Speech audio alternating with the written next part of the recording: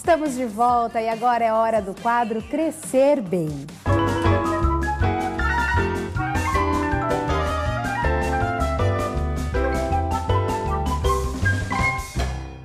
E aqui ao meu lado eu tenho o prazer de receber a psicóloga Priscila Sé. Tudo bem, Priscila? Tudo bem, boa tarde, Paloma. Boa tarde, bem-vinda ao Viva Bem. Obrigada. E parabéns pelo Dia do Psicólogo. Muito obrigada. Pri, já que estamos dentro do... Posso chamar de Pri? Pode, fica à vontade. Então tá bom. Já que estamos no quadro Crescer Bem, falando do universo infantil, e você trabalha em uma escola, lida diariamente com crianças, como estabelecer limites para o comportamento dessas crianças, se tratando de uma geração que hoje está a 1000 por hora? Então, Paloma, o mais importante é que esses limites sejam passados para as crianças de uma forma clara, né? Hoje eu observo muito que os pais, eles querem sair de um perfil de pais que agem de uma forma mais autoritária e querem procurar a educação através do diálogo. Isso é maravilhoso, né? Porque é o que as crianças precisam. Só que os pais precisam cuidar e ter esse bom senso para não serem permissivos demais, né? Senão a criança acaba decidindo tudo o que ela deseja, né? Concordo plenamente que em algumas situações deve ser um diálogo de uma forma democrática, mas cabe ao adulto distinguir quando que ele decide o que é o melhor para a criança e quando a criança pode participar desse momento de decisões. Né? E tem alguma regrinha básica que pode assim, nortear os pais? Eu posso fazer isso que vai me ajudar nesse caminho ou não? Sim. Os pais sempre precisam, assim, solicitam por essas regrinhas, né? Existem, sim, algumas sugestões. Uma delas é conversar com a criança sobre qual é a tua intenção daquela situação, qual é o limite que você pretende passar para o seu filho, né? Qual é a regra que você quer que ele compreenda. Então, você vai explicar de forma clara, mostrando para ele que, dependendo do comportamento que ele tiver, vai ter uma consequência. A criança ela precisa ser avisada antes. Sempre que ela tem uma antecipação do que vai acontecer, se ela vir a ter alguma consequência negativa por algum comportamento, pelo menos ela vai estar sabendo aonde que ela está, né, se envolvendo. E os pais precisam desaprovar os comportamentos negativos, né, e não a criança em si. Ela precisa sentir que ela é amada, porém esse limite às vezes precisa ser de uma forma firme, né, porque isso traz segurança para a criança também. Entendi. Interessante isso que você falou, porque às vezes a criança é muito agitada e aí o pai e a mãe falam, você não para quieta, você só dá trabalho. Na verdade, ela não é assim, ela está assim. É aquele momento, o que o pai e a mãe têm que priorizar é aquele momento onde ela está tendo uma atitude errada. Isso, exatamente. Eles precisam mostrar para ela que aquela atitude pode vir a ter uma consequência, né? Ela pode perder algo que ela goste muito. Isso vai ser um combinado entre a família. E as regrinhas é importante que elas sejam sempre assim flexíveis, uma casa com poucas regras, senão vira um quartel, né? E daí a criança ela não dá conta de seguir todas as regrinhas que os pais propõem e é onde gera os conflitos, né? Em primeiro lugar, os pais devem refletir, por que eu estou colocando essa regra? Quais são os valores que eu quero passar para o meu filho? Quais são os princípios que eu quero que ele entenda? E daí você vai ver se está coerente com o que vocês acreditam, né, ou não. Né? E daí decidir seguir essa regrinha. Mas eu acredito, Paloma, que toda essa questão do limite de regras, eles podem e devem acontecer de uma forma muito leve, né? Não assim fragmentado, como a gente vem colocando aqui. Só que para acontecer de uma forma leve, vai depender da boa relação que você tem com o seu filho. Né? Isso é o fundamental. Certo. E o que traz a boa relação? São os momentos de brincadeira, os momentos de conversa, né? Os momentos de diversões. Né? Então, assim, por isso que o recadinho que eu deixaria assim, para as mamães, para os papais, seriam esse, assim, divirtam-se com seus filhos, né? E lembre-se que divertimento nem sempre é coisa cara. Não é disso que eles precisam, né? Às vezes 15 minutos por dia já é suficiente, né? Dedicado àquela criança, né, Priscila? Isso. Porque hoje a gente vive num mundo muito corrido, os pais, pai e mãe trabalhando o dia todo, nunca tem tempo, mãe chega em casa, ainda quer cuidar da casa, tem que cuidar da casa, né? E não tem um tempinho dedicado àquela criança, a criança praticamente fica na mão da escola. Fica. Né? E aí não estabelece essa relação. Exatamente, daí é onde a criança começa a ter os os momentos dela de choro, que acontecem as famosas birras, que são coisinhas que a criança usa para chamar a atenção. Né? Ou crianças que agem de uma forma mais agressiva, mais impulsiva, ela começa a procurar meios para chamar a atenção desse pai e dessa mãe. Criança gosta de atenção. Claro. Né? E ela tem uma fase da vida dela que ela não sabe discernir se essa atenção é boa ou ruim. Então ela começa a ter atitudes que os pais, às vezes, para chamar a atenção, ficam em cima da criança e ela já está gostando, porque é uma forma dela estar sendo vista. Então, o importante é uma atenção com qualidade. É isso que vai fazer a diferença, né, em toda essa relação, essa boa relação. Né? Claro. E o que fica mesmo são as boas lembranças. Se a gente parar para lembrar da nossa infância, são as lembranças, sejam elas boas ou ruins. Né?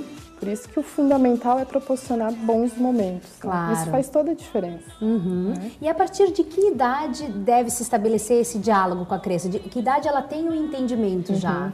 Eu acredito muito que desde ali o momento da gestação, essa conversa já é fundamental. Ela proporciona todo o bem-estar emocional da criança, da mamãe, vai criando esse vínculo, né?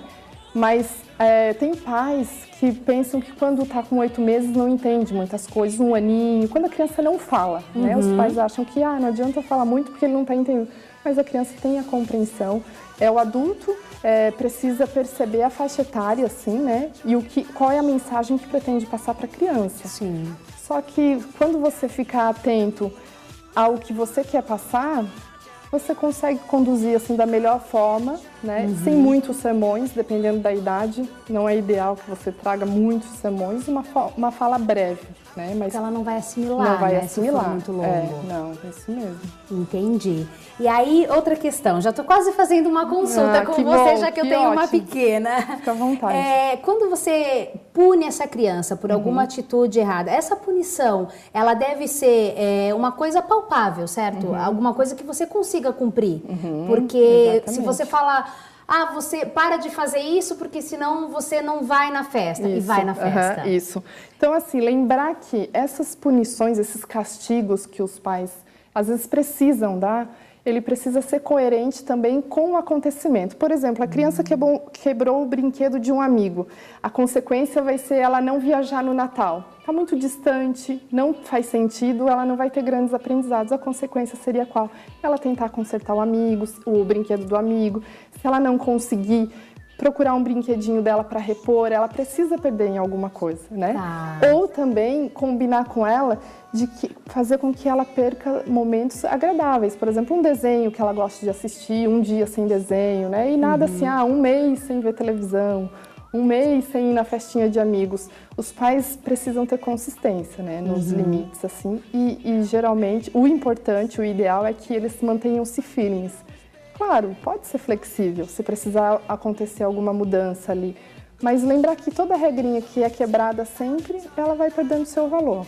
Pois é, porque a criança, elas são muito inteligentes e já trabalham isso de que, meu pai só fala, mas não faz. Exatamente. Né? E cada vez vai conseguindo mais coisas dessa forma, né? A criança praticamente manipula os adultos, né? Sim. E ela precisa ter clareza, porque um dia ela pode subir no sofá, né? Pode pular no sofá com tênis, no outro dia ela não pode. Então, qual é o parâmetro desses pais? Isso gera uma insegurança na criança também, né? Então, é onde entra a clareza dessas regrinhas, desses limites. E isso daí nada mais é para que tenha uma relação harmônica em casa, né? Para que um possa respeitar o espaço do outro, para que a casa também não vire um espaço de muita bagunça, de muita desordem, porque os pais têm a sua rotina de trabalho, geralmente, que é uma rotina cansativa. A criança, a vida dela é brincar. Né? E muitas vezes os pais tentam trazer o filho para o seu mundo, né? O mundo do trabalho, de rotina, de horários, e acaba não tendo esse tempinho, assim, que é um tempinho de brincadeira, de momentos alegres, né? E boas risadas com seu filho.